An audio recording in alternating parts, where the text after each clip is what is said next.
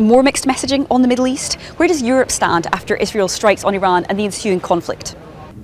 Das ist die Drecksarbeit, die Israel macht, für uns alle. Je pense que la plus grande des erreurs aujourd'hui, c'est de chercher, par la voie militaire, à faire un changement de régime en Iran.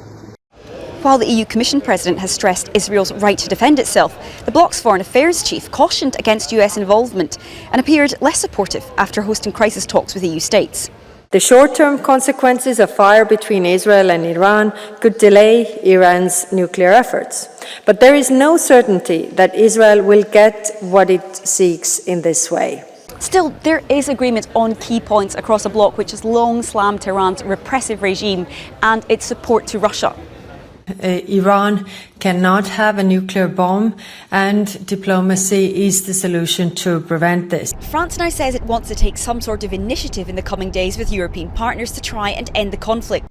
But who cares what Europe says anyway?